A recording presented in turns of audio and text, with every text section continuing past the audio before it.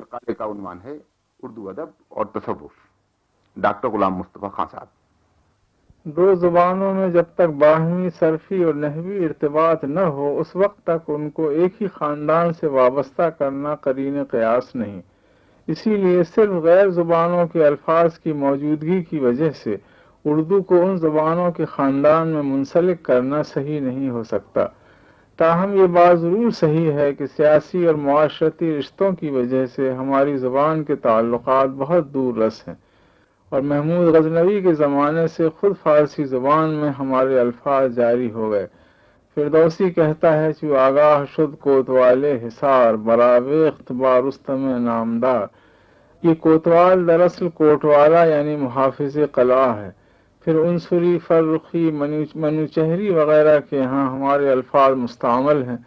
دوسری طرف ماوراء النہر اور موجودہ افغانستان کے لسانی اور تہذیبی اثرات بھی ہمارے ملک پر مرتب ہوئے. تصوف بھی زیادہ تر اسی رشتے کی یادگار ہے. حضرت داتا گنج بخش علیہ الرحمہ جو اپنی کتاب کشف المحجوب میں اپنے سلسلے کا رشتہ حضرت سیدنا ابوبکر صدیق رضی اللہ عنہ سے ملاتے ہیں اور بعد کے نقشبندیہ سلسلے کے ہم مشرب ہیں، ہمارے ملک کے سب سے قدیم صوفیاء کرام میں شمار ہوتے ہیں. انہوں نے اور ان کے متبعین نے دین سے محبت پیدا کرائی جو ظاہری رسوم و قیود سے مختلف بھی تھی اور موافق بھی، یعنی علم ظاہری کو علم باطنی سے ہم رشتہ کر دیا. پھر صوفیاء چشت نے اس دینی محبت کو اس طرح عام کیا کہ بر صغیر کے لوگوں کے دلوں پر قبضہ کر لیا. اس قلبی تسخیر کے لیے حضرت بابا فرید شکرگنج علیہ الرحمہ فرماتے ہیں وقت سحر وقت مناجات ہے، خیز دراں وقت کے برکات ہے، نفس مبادا کے بگویت ترا خسب چہ خیزی کے ابھی رات ہے. ان کے بعد حضرت امیر خسرو فرماتے ہیں زحال مسکی مکن تغافل درائے نینا بنائے بتیاں، کتاب ہجراں نہ دارم اے جان لیہو کاہے لگائے چھتیاں. ان کی ایک اور غزل ہے تاکہ خرم خونے جگر کاسوں کہوں دکھ جائے کہ شور فتادہ در تنم پی دے گئے سرکائے کے ہر چند گفتمی سخن اے دل بکس رغبت مکن. ان کی برہ ہے ات کٹھن بھوتا رہے سمجھائے کہ از درد تو بے جاں شدم طاقت نہ ماندم در تنم کہ پید دے آواں کرو کہ موہ لے مولائے کے. یہ ریختہ ہے لیکن موجودہ اردو کا پیش خیمہ ہے. ان کے بعد حضرت شرف الدین یحییٰ مریری علیہ الرحمہ کے کئی اشعار اور دوہے ملتے ہیں. ایک اردو فالنامہ بھی ہے. ایک شعر یہ ہے شرف حرف مائل کہیں درد کچھ نہ بسائے گرد چھوئیں دربار کی سو درد دور ہو جائے. پھر سید اشرف جہانگیر سمنانی علیہ الرحمہ کا ایک رسالہ تصوف سے متعلق ملتا ہے جس کا ایک اقتباس یہ ہے اے طالب آسمان زمین سب خدا میں ہے اور سب میں خدا ہے جو تحقیق جان اگر تجھ میں کچھ سمجھ کا ذرہ ہے تو صفات کے باہر بھیتر تمام ذات ہی ذات ہے. ان کے بعد حضرت گیسو دراز علیہ الرحمہ کے کئی اشعار ملتے ہیں لیکن ان کا تصوف کا رسالہ معراج العاشقین زیادہ مشہور ہے. اس کی ایک عبارت یہ ہے محمد اور اللہ کے درمیان پردہ باندھے اسے نقاب کرنا بولتے ہیں عرفان کرسی پر محمد کو سلائے اللہ محمد باتاں کرنے عشق کو بلائے عشق مشاطہ ہو کر عاشقاں کے باتاں معشوق کو اور معشوق کے باتاں عاشق کو سنائے. حضرت بہاؤالدین باجن علیہ الرحمہ جن کا 912 ہجری میں برہانپور میں انتقال ہوا شعر و شاعری میں بھی کمال رکھتے تھے. آپ کے دو شعر یہ ہیں عشق تو بست خیال دل منجورا تو سولایا رے باجن وصف تو دید نگارا تب تھے آپ گنوایا رے عشقت راہ چو کردہ برسر تن من آگ لگاوے رے جلوں بلوں ہر بلبل جاؤں تجھ بن پل نہ سہاوے رے. شیخ عبدالقدوس گنگوہی علیہ الرحمہ فارسی کے باکمال شاعر تھے. دوہے اور اردو اشعار بہت لکھے ہیں. الکھ داس ان کا تخلص تھا. فرماتے ہیں دھن کارن پی آپ سمارا بن دھن سخی کنت کنارا شہ کھیلے دھن ماہی ایواں اس پھول مہنن اچھے جیواں کیوں نہ کھیلوں تجھ سنگ متیا کچھ کارن تیں اپنے کیتا الکھ داس آنکھیں سن ہوئی سوئی پاک ارتہ پہن ہوئی پھر حضرت مجدد الفسانی رحمۃ اللہ علیہ کا وہ مصرع بھی مشہور ہے جو انہوں نے اپنی وفات کے وقت بار بار پڑھا تھا، وہ یہ ہے کہ آج ملاوا کی سنی سکھی سب جگ دینوار۔ اور ان کے صاحبزادے حضرت خواجہ محمد معصوم سرہندی علیہ رحمہ کا یہ قول کس قدر پرتاثیر ہے، فرماتے ہیں کہ چونے کی سی کانکری جب چھڑکوں تو آگ۔ حضرت مجدد الفسانی رحمۃ اللہ علیہ کے ایک پوتے خواجہ عبدالاحد رحمۃ اللہ علیہ تھے جن کا تخلص وحدت اور لقب شاہ گل تھا۔ اس لقب کی مناسبت سے ان کے شاگرد شاہ گلشن ہوئے، جن کے شاگرد ولی گجراتی اور اندلیب دہلوی تھے۔ یہ وہی اندلیب ہیں جن کے صاحبزادے خواجہ میر درد اور میر اثر ہوئے۔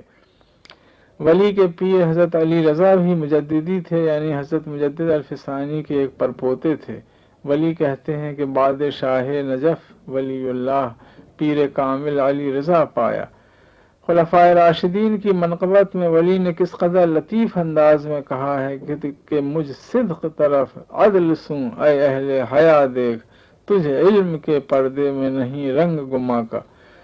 ادھر سہر وردیہ، قادریہ اور شتاریہ سلاسل کے بزرگوں کی خدمات بھی اپنی جگہ بہت اہم ہیں۔ شیخ وجیہ الدین علوی گجراتی کے ملفوظات جو بحر الحقائق کے نام سے موسوم ہیں، قدیم اردو کے لیے بہت اچھے نمونے پیش کرتے ہیں۔ وجدی کی پنچھی باچا جو منطق و طیر سے ماخوذ ہے، دکنی ادب میں بڑی اہم ہے۔ ابن نشاطی کی پھول بن، میران حسینی کی تحفۃ العاشقین، ملا قطبی کی تحفۃ النصائح، ولی بیجاپوری کا تنبیہ نامہ، علی حسین گامدھنی کا جواہر الاسرار، شیخ خوب محمد چشتی کی خوب ترنگ، رسمی کا خاورنامہ، عشرتی کی دیپک پتنگ، امین الدین اعلیٰ کا رسالہ قربیہ، قاضی نور دریا کا رسالہ وجودیہ، سید میرا جی خدا نما کی شرح تمہیدات، میرا یعقوب کی شمائل الاتقیہ، ملا غواسی کا طوطی نامہ، عبد المومن کا عشق نامہ، میرا جی شمس الشاخ کا گنج عرفاں، محمود بحری کی من لگن، سید احمد ہنر کی نیہ درپن، ولی اللہ حیدرآبادی کی معرفت السلوک وغیرہ بکثرت کتابیں اسی تصوف سے تعلق رکھتی ہیں جس کا اسلامی نام احسان ہے اور جو اللہ پاک سے اخلاص پیدا کراتا ہے۔ تصوف سے براہ راست تعلق رکھنے والوں کی کتابوں کے علاوہ ایسی کتابیں بھی بے شمار ہیں جو بالواسطہ اسلامی تصوف سے متاثر ہوئی ہیں۔ شعراء میں ولی کے بعد حضرت مرزا مظہر جان جانا، میر درد، میر اثر، میر سوز، یقین، تاباں، بیان، حزین، مصحفی، آتش، راسخ، بیدار، حسرت لکھنوی، شہیدی، ممنون، مضمون، شیفتہ، ظفر، امیر، ظہیر، اسماعیل، محسن، بیان یزدانی، اکبر میرٹھی، حسرت موہانی، اصغر گونڈوی، وحشت کلکتوی وغیرہ بکثرت ایسے ہیں جو تصوف سے بہت کچھ متاثر ہیں اور انہوں نے اپنے تلامذہ کو بھی متاثر کیا ہے۔ کیا درد کے یہ مشہور اشعار تصوف کے رنگ میں نہیں ہیں؟ تہمتیں چند اپنے ذمے دھر چلے، کس لیے آئے تھے ہم کیا کر چلے، شمع کی مانند ہم اس بزم میں چشم نم آئے تھے دامن تر چلے۔ زندگی ہے یا کوئی طوفان ہے، ہم تو اس جینے کے ہاتھوں مر چلے۔ ساقیہ یہاں لگ رہا ہے چل چلاؤ، جب تلک بس چل سکے ساغر چلے۔ درد کچھ معلوم ہے یہ لوگ سب کس طرف سے آئے تھے کدھر چلے۔ ان شعراء کے علاوہ ایسے مصنفین بھی بکثرت ہیں جنہوں نے علوم اسلامیہ کو تصوف کے رنگ میں پیش کیا۔ حضرت شاہ ولی اللہ دہلوی کے صاحبزادے شاہ رفیع الدین اور شاہ عبد القادر کے قرآنی ترجمے اسی رنگ میں ہیں۔ شاہ ابو سعید دہلوی، شاہ احمد سعید دہلوی، شاہ اسماعیل، حضرت شیخ الہند محمود الحسن، مولانا حسین احمد مدنی، مولانا خلیل احمد، مولانا عبید اللہ سندھی، مولانا احمد علی لاہوری وغیرہ سینکڑوں علماء ہیں جن کی اردو تصانیف پر تصوف کے اثرات بہت نمایاں۔ مولانا احمد رضا خان بریلوی نے قرآن پاک کے ترجمے میں تصوف کے ایسے نکات پہ بیان فرمائے ہیں کہ عام علماء کی نگاہ وہاں تک نہیں پہنچتی۔ مثلا وَوَجَدَكَ ضَالًّا فَهَدَىٰ کا ترجمہ انہوں نے اس طرح کیا ہے کہ اور تمہیں اپنی محبت میں خود رفتہ پایا تو اپنی طرف راہ دی، یعنی سکر سے صحو کی طرف کر دیا۔